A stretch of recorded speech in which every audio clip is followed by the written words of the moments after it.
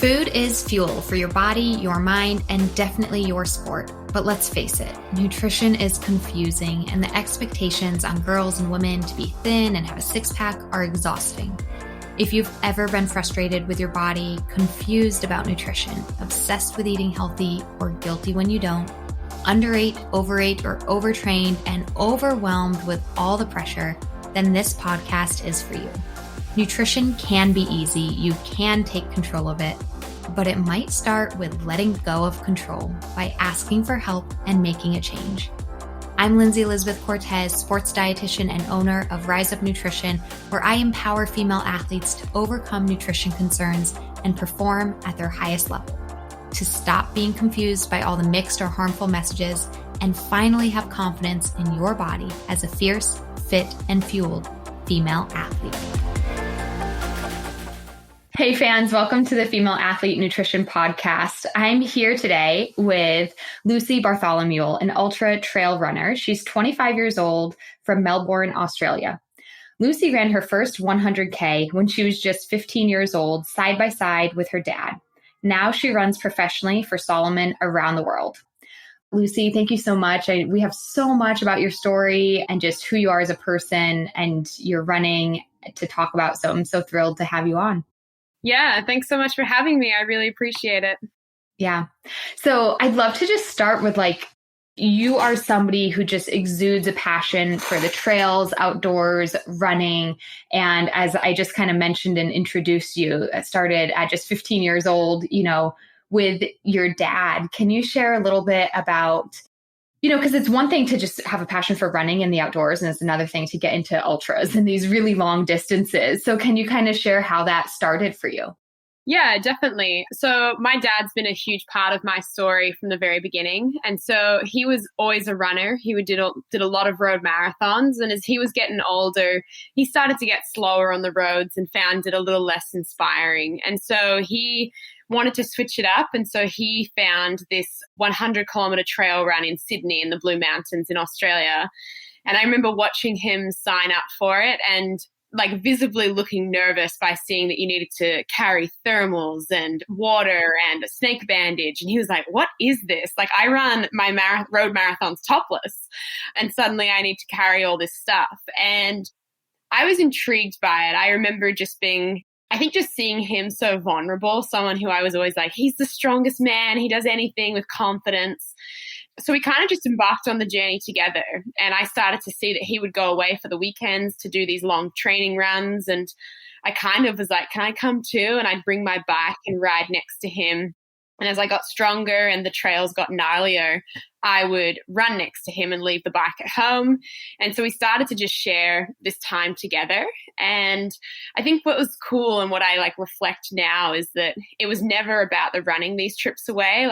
For him, he was trying to get some training in. But for me, it was going away to have these cool stories to tell when I came to school again, and spending time with my dad, finding a cool cafe. And I really just enjoyed that time spending with him.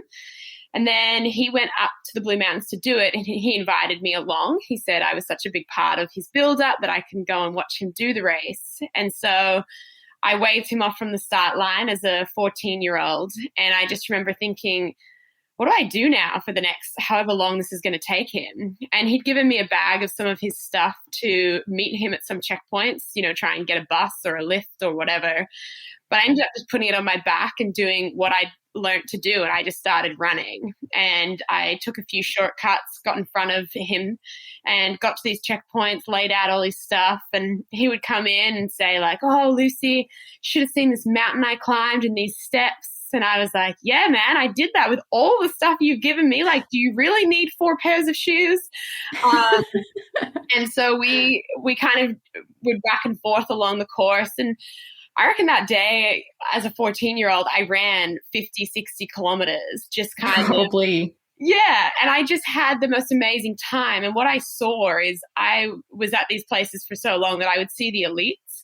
And I would see these people looking so strong and so smooth on the trails. Then I would see the middle of the pack, people like my dad working really hard and head down and just getting it done. And then I would see the back of the pack. And these were the people that it was just like every shape, size, color, background. And they were just walking or jogging or standing in the bush, kind of with a can of Coke and a handful of chips, trying to balance a selfie. And I was like, this is unreal. Like, this is sport. It's like buffet to buffet. I can do this. Yeah.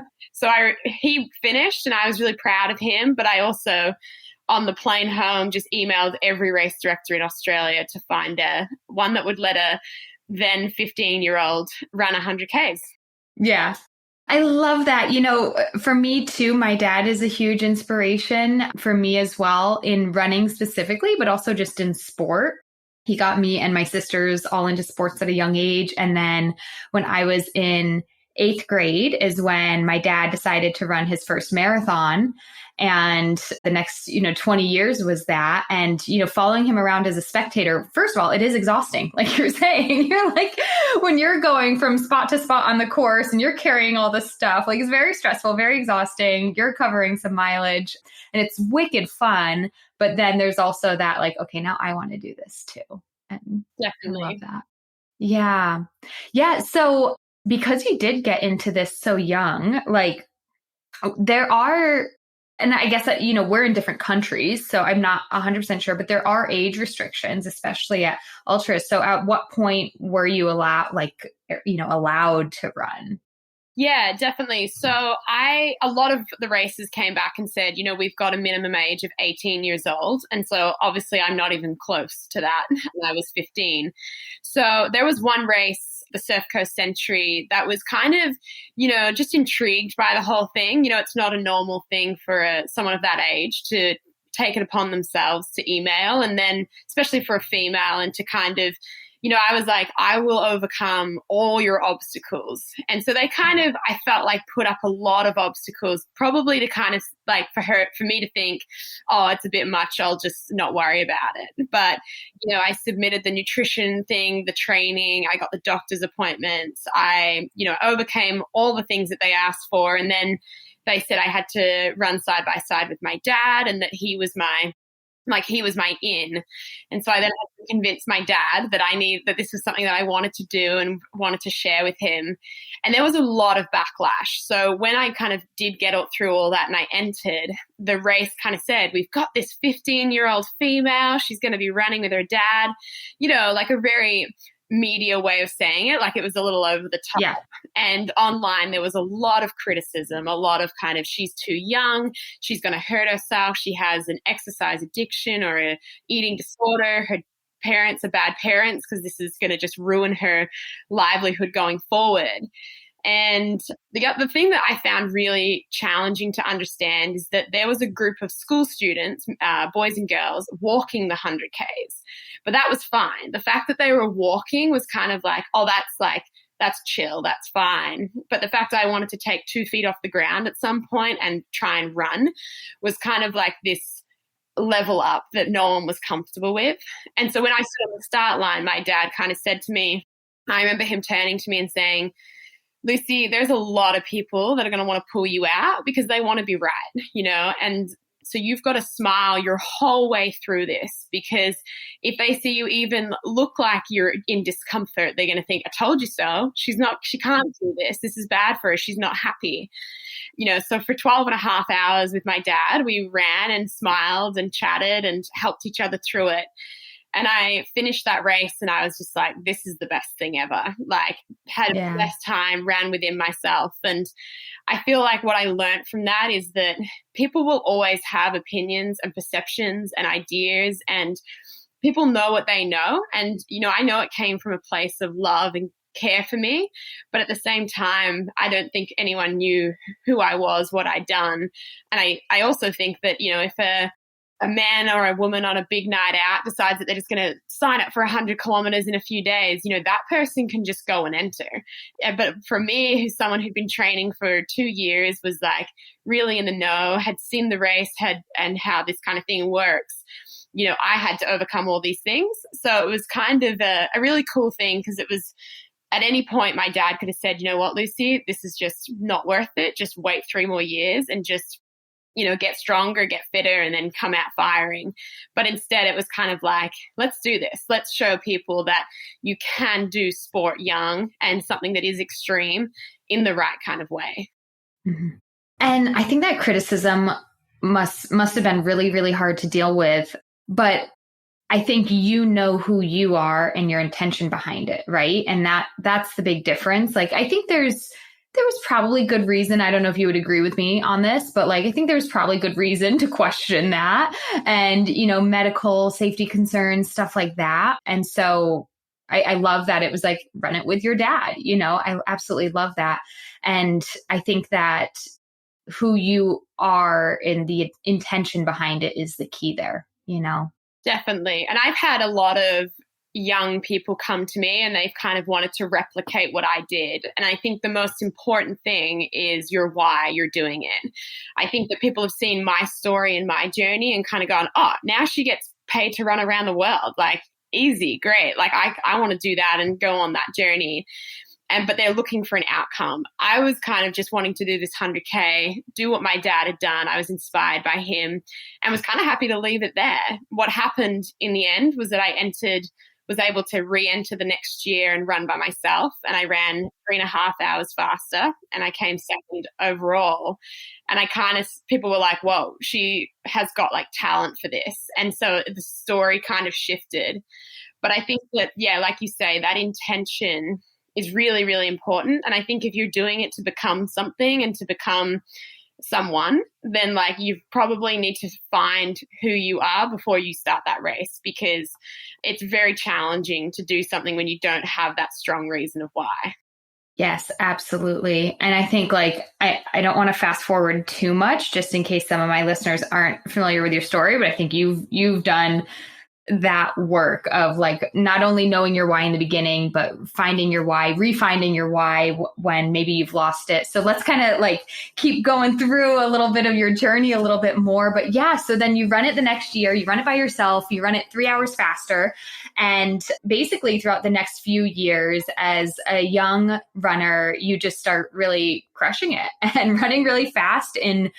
Was it in 2014, you were on the Australian New Zealand skyrunning team. You won junior division at Mont Blanc in France. 2018, jumping ahead another 4 years, was the big one at Western States. These are just two notable of many notable runs. I see your medals behind you hanging up. I love that, how you have them displayed. So amazing. So can you just kind of like, throughout those years, was your why still there? Or did it start to shift and change it all for you? Yeah, so I went through school and running was very much just like this really cool thing I do on the weekends. And it was something that I squeezed in during the week. And it was kind of, it was more about spending time with my dad or just kind of chilling out during the studying years.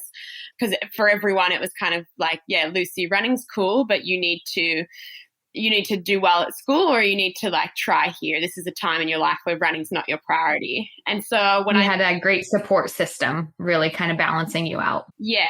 Just that kind of bigger picture. I think in my mind, when you write on your school thing, like, what do you want to be when you grow up? I was writing a runner and everyone was like, that's a great hobby, Lucy, but it's not a job. And so I finished high school and I traveled, took a gap year and just went across. And what I saw was young people of my age doing these things, not maybe the ultra distance, but like running in the mountains. And I saw people like Emily Forsberg making careers of it. And I was really inspired by that and really kind of interested in what she did and how this was a thing, because in Australia we're so far away from all of that. And I kind of was just throwing myself into every style of race, multi-stage races, long, short, mountains, beaches, deserts. I was doing it all. And I just wanted to find what I enjoyed, what I had success at, I just wanted to see and experience and learn things without the fear of failure. And so I kind of did that, came back to Australia and then was had to apply to university. And I just still didn't really know what I wanted to do, but understood that I loved running and I was really enjoying just playing around in that space. And my parents have always been, like, if you just love something, chase that for a little bit. And, maybe along the way, you'll find something else that maybe you'll go in a different direction. So I just kept traveling and doing races, I picked up a sponsorship with Salomon, who's been with me for my whole 10 years of running, which is incredible. And it was a hobby in school. It became a real passion and a purpose for me when I left school in my gap years. And then it became my profession. And there was definitely a shift there where it was kind of, oh, okay, like I'm now getting paid to do this. My why and how I'm doing it is, I still love it, but I'm also like, this is what I'm known for and this is who I am. It became a bit more of an identity.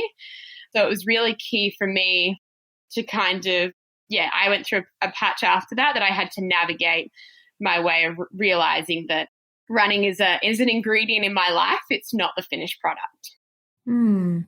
Even as a sponsored pro runner, I love, that outlook, because I think that's what keeps you, well, I don't want to put, my impression onto you, but I would imagine like that's what keeps you in the headspace of enjoying and loving what you do so that you can do it, right? When you start to, anything that becomes too much of a job can start to drain you, right?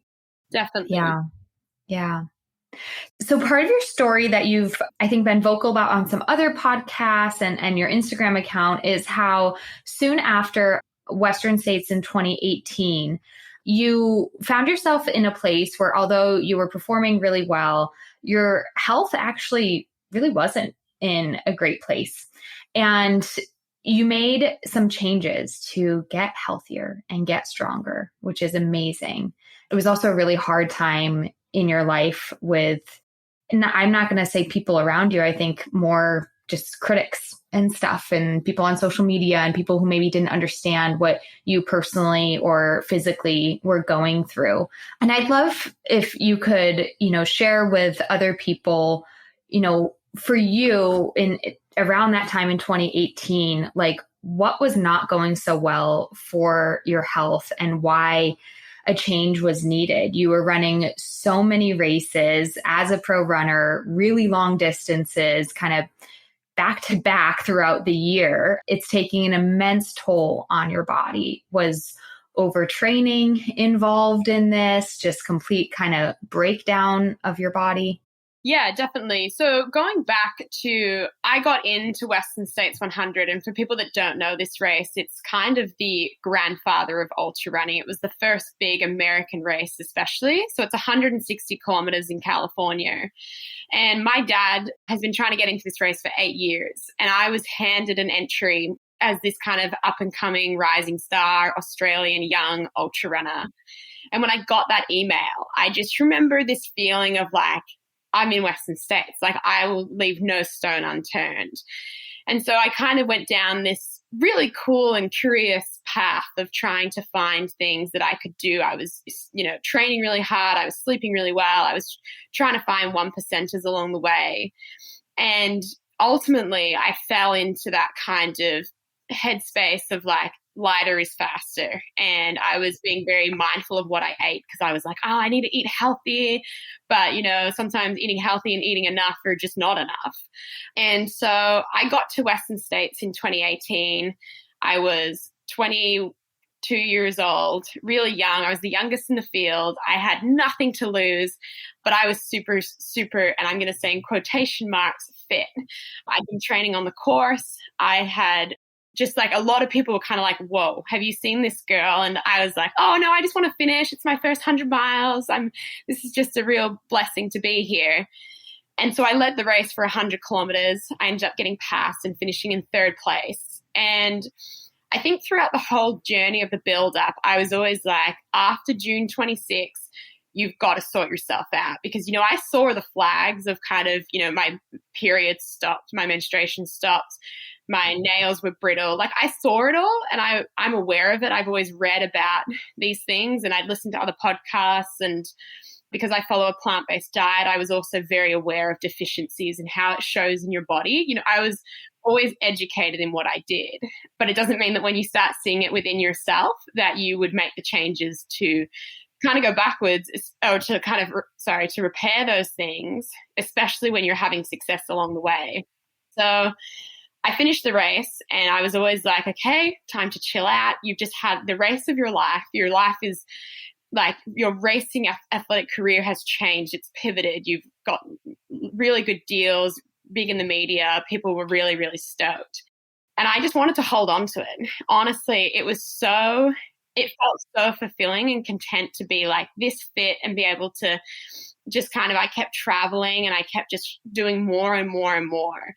And what ultimately happened is my body didn't break. Normally, if this was someone, you might get like a stress fracture or you'll have like something that happens in your body. But for me, I just had my mind kind of broke. I just had this really lack of love for running, a despise towards the sport. And I was going through the motions and I was still racing and showing up. I was still running every day. But I remember flying into Chamonix in France, this amazing mountain village, the base of the Mont Blanc. And I remember every time I've landed there, I've been like, oh my God, I can't wait to go running. And I remember flying in and looking out the window and just being like, I don't really want to be here, and I honestly would be fine to just sit at a cafe and not go running. And I think for me, it was like a really sad moment of flying in and being like, oh, this is not good, and so then I had that kind of come up and I started to realize that this was going to be a problem. And I think then the anxiety of feeling like that and being around people who are so stoked on running and being in the mountains. Yeah.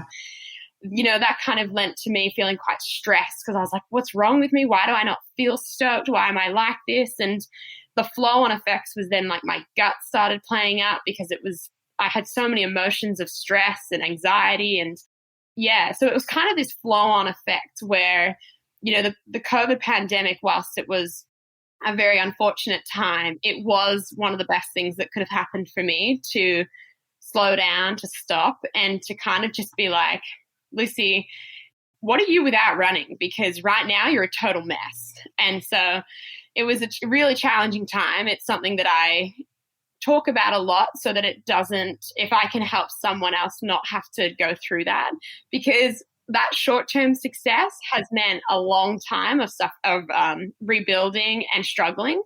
And it's just not worth that slingshot approach to kind of get ahead. So many golden nuggets of what you just said. I was writing a few of them down as notes so I could remember just how getting caught up in like, this is my chance. So like do everything right, train hard, sleep well, eat right. But like you were saying, like eating healthy and eating enough isn't always the same thing. And it's so great, Lucy, that you are so educated on this, that you had that awareness, right? But I think that goes to show that it's so easy to fall into this trap. Yeah, it's, everyone says, I think you hear these stories and we have these quotes and we have these mantras or these things that we read and we're like, okay, like I'm never going to do that. And I was always the same, I was like, I would read the stories of people like Anna Frost, who was open about her struggles. And I just found so many parallels as like, I've spoken to her about it, but these parallels in our story where it was just like, I didn't think it was going to happen. I was, I had good people around me. I had a good head on my shoulders. I read a lot. I listened a lot. And sometimes it just does not matter. We are consumed by, and with social media, we are constantly, looking into it. And I think that like for me, after third place at Western States and then things starting to deteriorate, the change that needed to happen is obviously I needed to gain some weight and I needed to change the way I was approaching sport and life. But when I finished Western States, I overnight gained 50,000 followers on social media. And what that meant is that I had 50,000 people start following me with the expectation and baseline of that's how I looked and that's how I was. And so when I started to change, I had 50,000 people questioning and being concerned, because no one's concerned when you're winning. No one really raises a flag. Everyone celebrates you. And it's kind of like, don't be envious, she's doing well. It's great. But when I started to change and get healthier, I started to get a lot of criticism and a lot of kind of just comments of people that had no idea what I was going through. No. No, not at all. And because, another thing that you said, Lucy, is you're like, my body didn't break, but it was that passion and drive and maybe your heart and yeah, your heart wasn't in it quite the same. But to me, that's the first sign of your body breaking. Like, again, I'm going to give this to you of being somebody who had the knowledge. And I might even say like that, just deeper, like care for yourself and your future of where this was going to stop this because your body was showing signs, right? Losing your period is your body starting to shut down, hair falling out, nails getting weak, your body's starting to shut down. So thank goodness you didn't have a bone break, but it's like, these are all the signs that say something's got to change. And you took all those signs seriously, which is just amazing to see an athlete at your level do that, despite, the challenge that it was and that pressure that can't even imagine what that felt like of, keeping that up and stuff like that, keeping up the performances, but to say, no, this is the right thing for me. And it's the right thing for you in your life and also for your running, because you were already going down that path. Like things would have only, we can only imagine, but we don't thankfully we can only imagine. Yeah. I remember being at the race in Chamonix and pulling out of the race and realizing that this was a time that I had to not race. But I remember thinking, I wish I could just strap my ankle or put a cast on my leg or walk around in a moon boot, just because a mental sprain or a brain sprain or a mental health kind of thing is not something that is like, people are like, why are you not racing? You're fine. Like, you're not injured. And it's like, well, actually, to do these sports that we do and to perform at a high level and to give your best, which is all I ever want to do, you have to be all in with your mind, with your body, with your heart and everything. And so I think that for me, I really struggled. I probably would have rathered a stress fracture at that time. I'm super glad I didn't. And it's a great sign that my DEXA scans have come back and shown that I have strong bones, even having gone through all of this. But I just, I look at other girls and kind of getting stress fractures, and I think about how sometimes, it's like it's a terrible thing, but it can be that kind of patting on the shoulder of being like, dude, you're not sustainable. You're not looking after yourself. And I'm really, really proud of myself for seeing those signs and coming out the other side and being like, okay, we didn't, like you say, we didn't crack, but we cracked in the head. Like the heart and the mind were just not in it. And it takes a lot to realize that, because when you're surrounded by so much stoke and you're on the go and your social media looks like things are just perfect and dandy, it's just kind of, it's challenging to kind of be like, oh, that's all not real. I can create this version of, but it's not my reality. Hey fans, I hope you are enjoying this conversation so far, and we'll be back to it in just a moment. But first, I want to pause and let you know that this episode is brought to you by the Female Athlete System of Transformation, aka the fast track to overcome disordered eating and use food as fuel to perform at your highest level. The Female Athlete System of Transformation is my unique program and proven systems to guide female athletes to understanding and implementing the proper nutrition for their sport, life, and health. Myself and my team of registered sports dietitians work one-on-one with clients to address their unique needs and counsel them through the nutritional and behavioral changes needed. Many female athletes who resonate with disordered eating, mental guilt around food and body, relative energy deficiency in sport or female athlete triad, amenorrhea, repeat injuries due to negligent nutrition, or frankly, just a lack of knowledge and understanding on their fueling needs, have seen incredible success in the fast track. After years of working as a sports RD, I've compiled the most effective ways for female athletes to learn nutrition, be supported, be challenged, and ultimately find their success with fueling as fast as possible. So don't wait another day. Get to your goals faster by joining the Female Athlete System of Transformation. Look in the show notes or head to the website to book a free call and learn more. Okay, now let's get you back to the conversation. Enjoy. So was this a conversation that you had to have like with your sponsors, if I can ask that question, or was it just something that, you just started, because the pandemic, there weren't any races going on. So it kind of just worked out that this was a good time for you to not race and, approach training and fueling differently? Or was it a conversation that you had to have with your sponsors about, I've got to, take things in a different direction for my life and my health? Yeah, I think I was very fortunate with the timing, but I did still feel the need to kind of just flag where I was at. And I think they could see it. They're not, they are, we do have a team of health professionals behind us. And, the people at Salomon we're seeing this shift, and they got to spend a lot of time with me, and they knew me back in 2015, and they knew me 2021, and they knew me 2018. They'd seen the progress, because I've been with them so long. It was really easy for me to have this conversation and kind of say, this is where I'm at. My priority is not running now, it's my health. And, that just happened to fall in a time where races went off, and they kind of said, Lucy, use this blessing and just kind of take this time, no expectations, come back when you're ready, don't come back at all, let us know what you decide. Because they know that I will race my best and I will be the best version of myself when I'm truly happy and healthy. And that's not worth them having an athlete on a podium if those two things aren't there.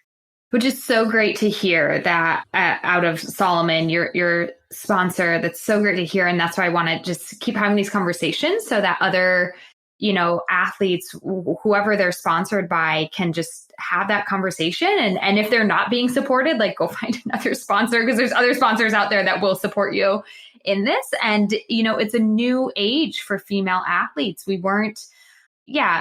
just weren't seeing you're a trailblazer, right? We didn't have a Lucy 20 years ago doing what you're doing. So it's like, when you came on the scene at this young age and with these performances, we have to think about your longevity of your life as well as an athlete. And is it, we have the stories of the, Mary Cains of the world, where we saw how Nike really, ruined that period of time for her. She's doing amazing now. So, but it's like, we need sponsors that are supportive of this. So it's great to hear that they were, and because that you're still with them. Yep. So a lot has changed. Like you said, you took that. So I'd love to dig into a little bit about your nutrition, because like you said, there was that period of time where getting wrapped up in it, we got into that lighter is faster type of mindset. But I think all throughout, you've also expressed like a love of food, and you do have a plant-based approach coming from, again, this love of food, not coming from a place of restriction. And how, I guess just share a little bit about where your love of food started. I'm a foodie, so obviously as a dietitian, like, where did that start from, and your passion to be plant-based as well, or desire to be? Yeah, definitely. So my mom, who now lives in the UK, she used to be a cook on a boat in the Greek islands. And so she loved food. She was very, very good at cooking, and we ate really well growing up. She was also of that opinion that meat had to be in every meal, and was kind of pretty set on that. So when she moved away when I was 17, we'd cooked in the kitchen together, and I knew how to create good meals. And I love my dad. He's not the best cook in the world. His things are kind of, toast or cereal. But I saw this opportunity, and I was like, great, every day I have this opportunity to cook for my brothers and my dad and like try something new. And so I just found a lot of joy in that. And because at the time, I was having it was either I'd finished school, I just had time to kind of put effort into finding a recipe, getting the ingredients, and really taking my time to enjoy and finesse the whole thing.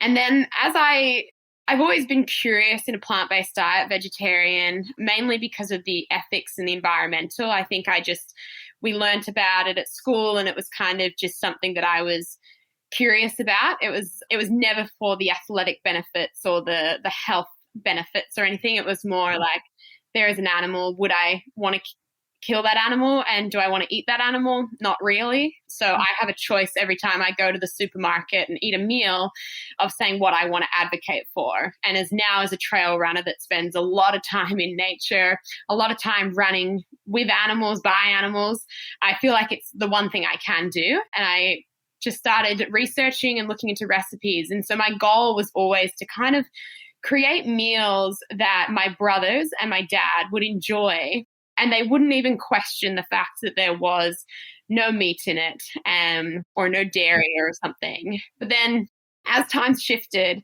what I wanted to do was create bases of meals that I could enjoy, and then they can go wild with whatever they want. I think like I wrote a cookbook in 2020 just as a way I was constantly asked about my nutrition, what I ate, how I survive on a vegan diet, how I run on a vegan diet.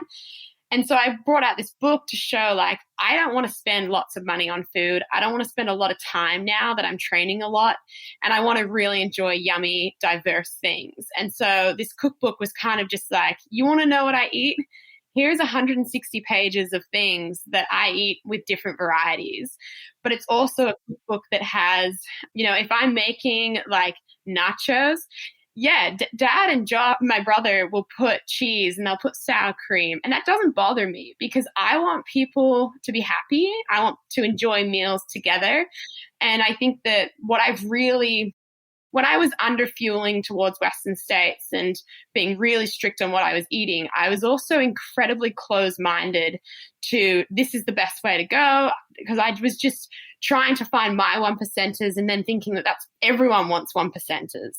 And then as I've kind of come out of that, I have a far more kind of relaxed approach where it's, you do you. I'm going to make something that makes me feel good. You change that, modify that to how it makes you feel good, and we can sit and we can enjoy it together. And now it's just something that, cooking something you can take around the world and you can share with people and you can bring people together. And it's such a beautiful thing to be able to express with food and to sit down with someone and have a conversation. So I love it. It's such a big passion of mine and something that I hope people find a way to have a relationship with food where it's a beautiful thing and not a really hard time of the day every day. Absolutely. And, what you said too of like for you being vegan, correct? You know what? It doesn't matter. The label doesn't matter. As we were just saying, like, it doesn't matter exactly what we call it because it's the way that you choose to eat. And I really appreciate you saying like that it's not about the health or the performance, because the reality is we can be healthy on a variety of different ways of eating, different foods and food groups. We can optimize performance with a variety of different foods and food groups as well. So it really is just like what works for you, what lights you up, what do you enjoy eating, what tastes good, and what is also supporting, we do want to check that box of like, is this supporting my health goals or just what my body needs, I should say. But there isn't one right way, but this is something that makes you feel good.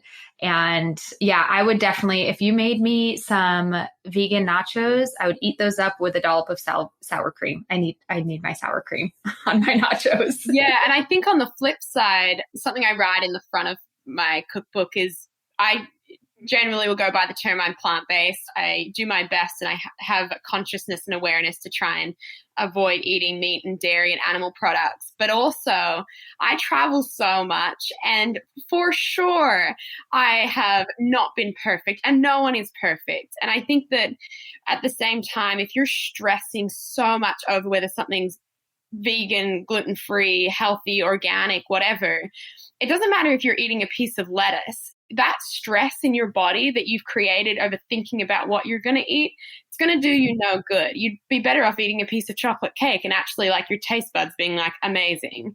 I kind of like feel like that as well, because there was also a time where the reason why I was underfueling was because I was just constantly like, well, there's no options for me. What do I do? And so to be in a space where it's kind of like, you know what? It's not ideal, but it is what it is. And it's going to give me the energy to wake up tomorrow and to go for a run. And that's far more valuable than, checking all those boxes, because that's just exhausting. Yeah. When you are at home, you can, choose your foods, make your recipes great. But when you're just needed fuel, when you're traveling, when you're reliant on other people, as is life, we're all going to run into those situations. We really just have to take that approach of like, I just need this energy to fuel me so that I'm supporting my needs and I can, go to bed not hungry and wake up energized and move on. Yeah. And to be a nice human, I would not want to meet grumpy Lucy, hungry Lucy, hangry.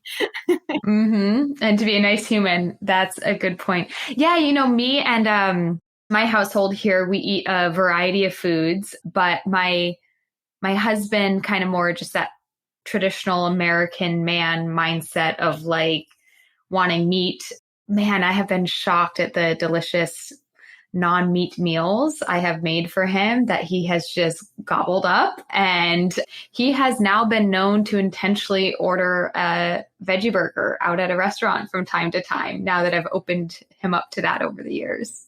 So good. My dad's the same. He's a very convenient eater. He kind of, when I put good food in, when I put whatever I put in front of him, he'll eat it and he'll be like, that was amazing. But at the same time, when I go away and travel, I know that he's eating cereal and probably a piece of steak. But, I think it's really cool because it means that he does one meal, or he does a few weeks, he does a few days a week of eating a plant-based diet. And I think if you're looking for that to help the environmental or the ethical side of things, and your health as well, of course, it doesn't mean you have to do it 24/7. You just have to, you could just do a meal a day a week.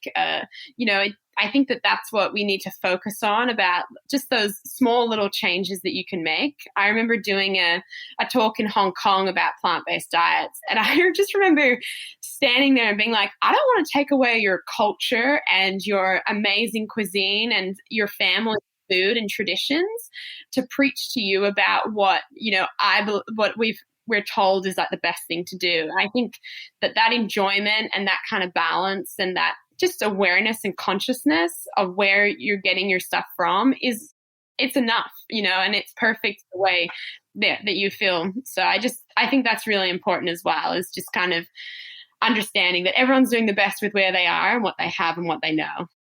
Mm-hmm. Absolutely.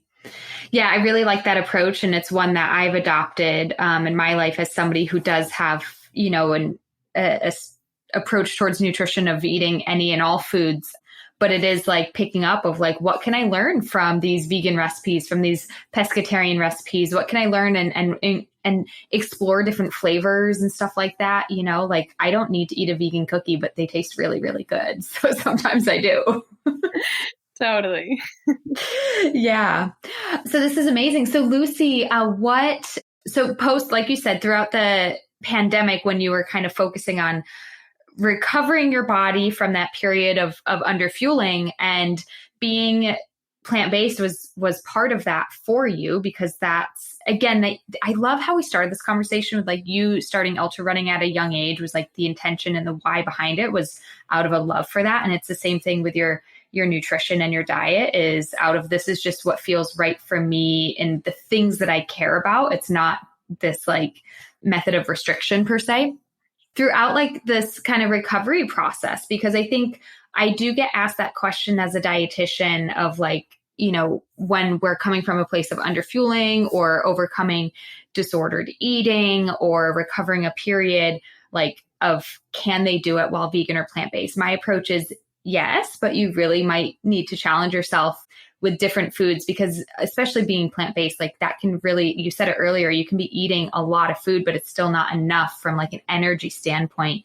So I'm curious if you have any tips or tricks for some listeners who might be going through a similar thing, who need to recover from underfueling and want to do so with a plant-based approach. Is there anything that really helped you through that process? Yeah, I would say hire a Lindsay and seek support. I think whilst, yes, it's eating is a physical thing, it's definitely a mental thing as well. And so if you're not in a good headspace and a healthy, balanced approach, and you're struggling to kind of put those meals together again in a balanced way, then seeking guidance and help on that is number one. And so for me, it was kind of, getting a blood test and kind of just like physically seeing the levels and how out of whack they were, and kind of just having like, we talk about intuitive eating and listening to your body, and that's cool. But I think as an athlete, you learn to kind of not listen, especially as an ultra runner. Yeah. You're pushing through a lot of pain, a lot of stop, red flags, don't go. And so I think that I just was out of whack with listening to it. So I got the blood test. I sought help with the nutrition side of things. I started seeing a psychologist to kind of work through the mental side of things. They were kind of working together to just bring everything to a really nice place of kind of, I was working on my mind, which was helping my gut, and my gut was helping my mind, which was making me feel really good. So I think seeking and having that support, and especially I didn't want, like, someone like my dad couldn't have helped me in this time.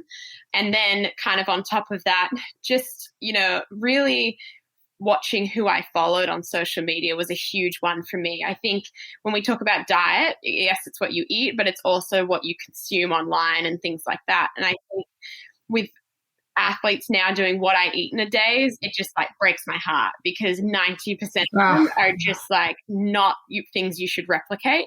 And I hope not an accurate idea of what this person does day in, day out. So I kind of like focused on those pillars of like, what can I do for myself? That's my social media. That's, obviously in COVID, there was a lot of social media, but a lot of time to spend unfollowing accounts and reframing what I was consuming. Seeking that support. Again, I had time to kind of find that nutritionist or dietitian that could help me, and finding that therapist, psychologist that I felt like I connected with. And then also just kind of like, slowing things down and really kind of bringing myself to go, this is for my best interest. It might not feel it now, and it feels really hard, but, I look back and I think, wow, that was like 2 years of me just kind of having to sit with myself and be like, do you want to be a runner when you're 35? Because where you're at now, like, probably not going to happen. And just having that bigger picture perspective was just like a really, really big thing for me. Yeah, that recognizing that the long-term goal of, if I do want to run for a lifetime, this is something I'm passionate about, these are the changes I need to make now. So, get some blood work done, get, know where you're at, get the appropriate help, and identify where in your life you might need to be cautious. And social media is a huge one, of just the amount of information that we absorb that can be toxic and harmful. It can be a great place. I mean, a lot of my clients find me on social media, but it's also such a dangerous place. For you, Lucy, it's just a bold question, but like, what was the hardest part about this process for you?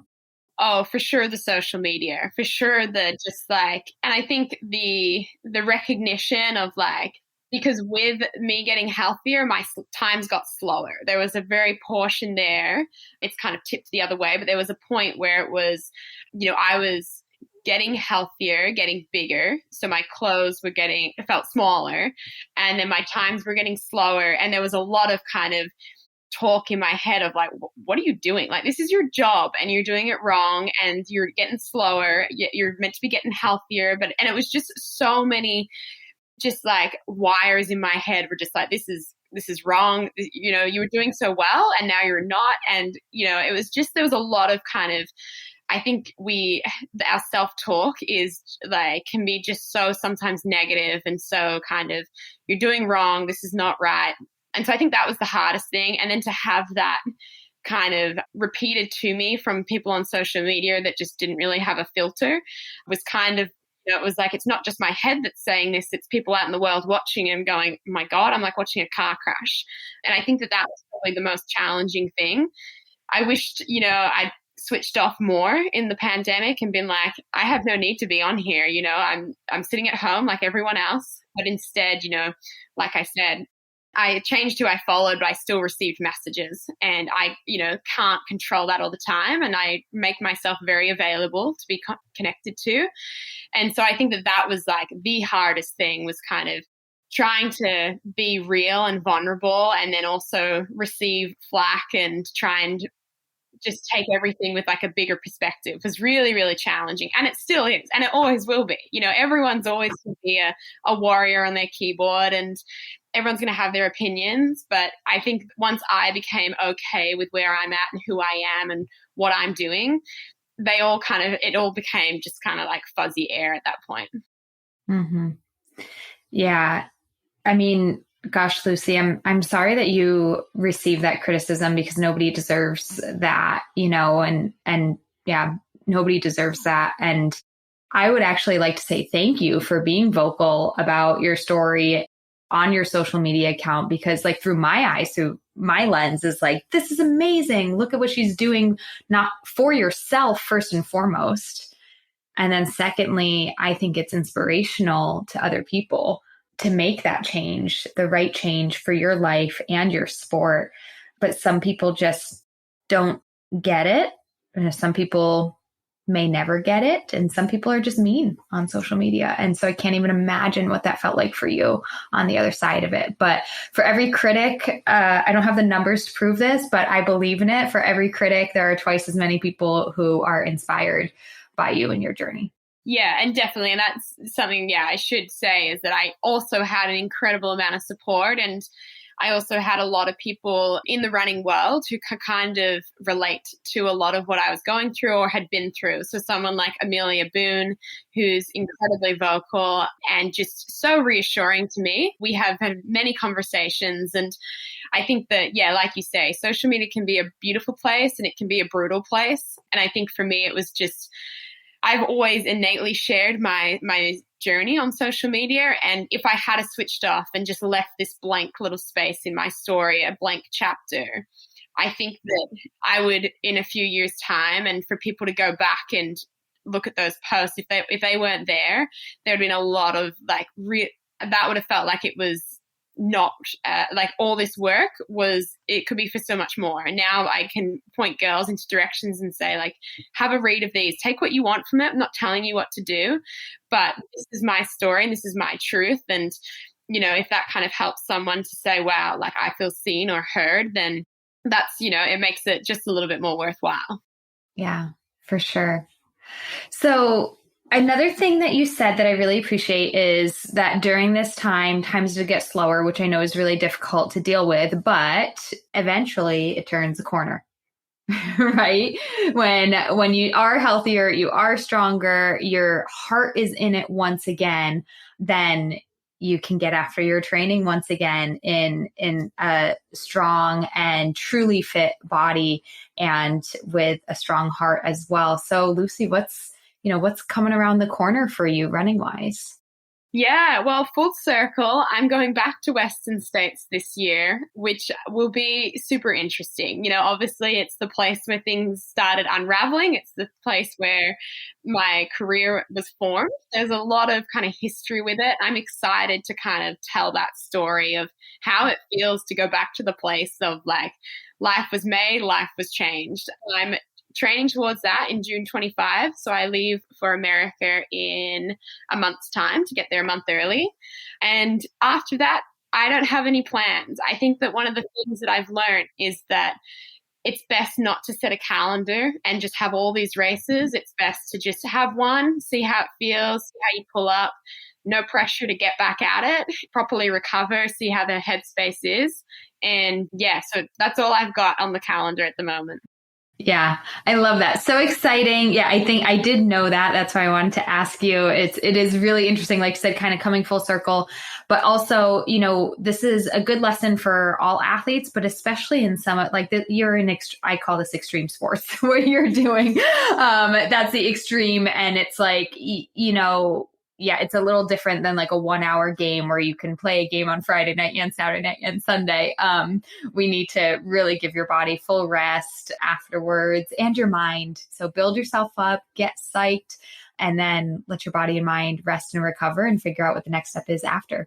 Totally. I'm really looking forward to it. I think, I feel in such a different space right now and very, very excited for just excited to stand on the start line. I think if the race was meant to be last year, but I couldn't get there because of COVID. And I think if I was the headspace I was in a year ago would have been like more dread towards the race. So it's really cool to have had 365 days to be like, now I'm pumped and now I'm stoked. And just for my head to catch up to my body. Yeah, totally. I'm pumped for you. Super excited.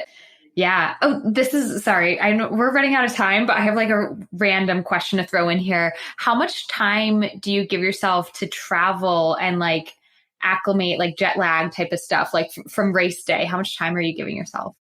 Yeah, so I'm very lucky in that I can kind of go whenever I feel like it. So I'm going to go a month early to spend about 2 weeks in altitude and 2 weeks in the heat. So those are the two big things with Western states. And then afterwards, I'll stay about 3 weeks before I get on a plane to get out, mainly so I can go to Mexico and surf. Cool. But yeah, I feel like that kind of 2-3 weeks is ideal for me to get over time and jet lag, because just Australia is just a big travel. It's a big trip. It's a big trip. Yeah. And I think that, I used to do the fly in and race. And I think that whole stress plus rest equals growth and absorbing. The stress was too high with travel and a new place and then racing and then traveling again. So now I'm much more like, let's get in, let's hang out and really see the place for what it is other than a race destination. Yeah. Really. Yeah. More time for your body to get used to it, which is probably better performance wise. And also just to enjoy yourself a little bit more. Yeah. Really cool.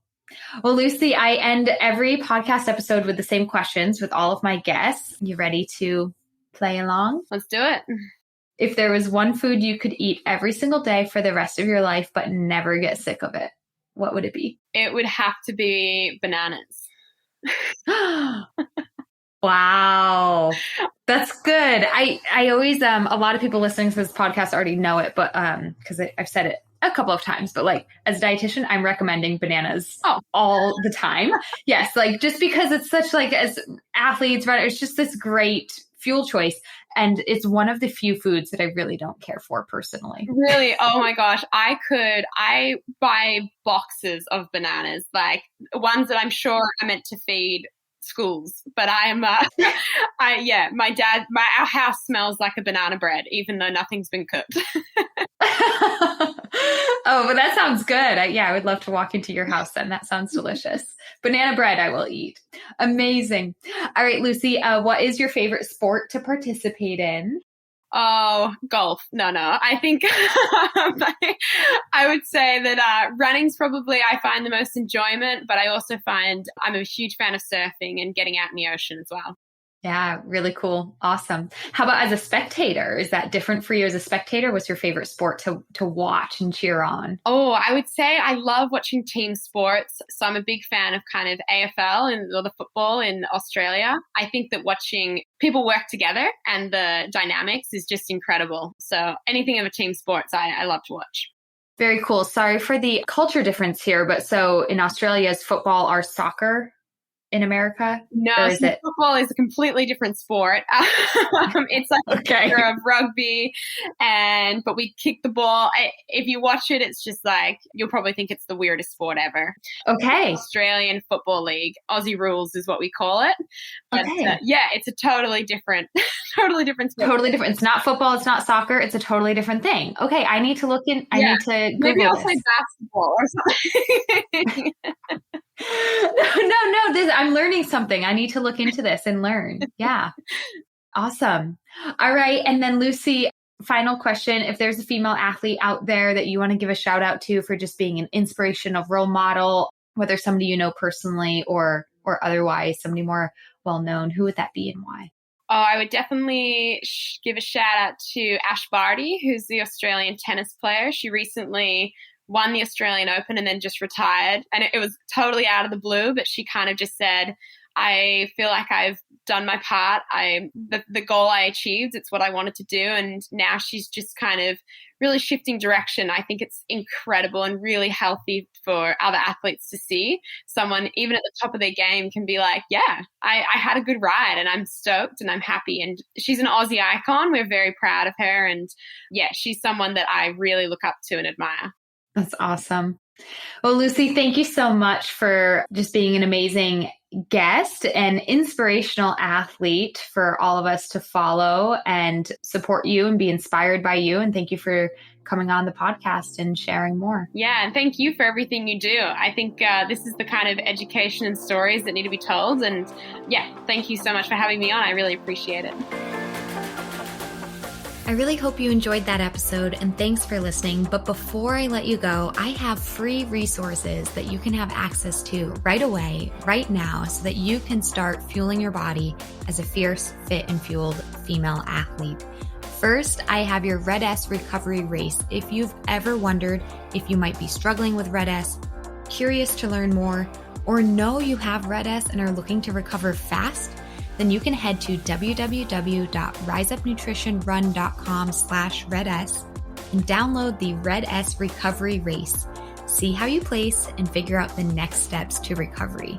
Plus, while there, I have a few other great resources for you, including 3 nutrition secrets that every elite athlete swears by, and access to our private Facebook community, Female Athlete Nutrition. So again, to gain access to all of this, head to riseupnutritionrun.com/RedS. That's /REDS. And you can gain access and get the help you need fast. Too many girls and women and female athletes struggle with nutrition, but you don't have to any longer. Become fierce, fit, and fueled. Links in the show notes, and I'll see you next time.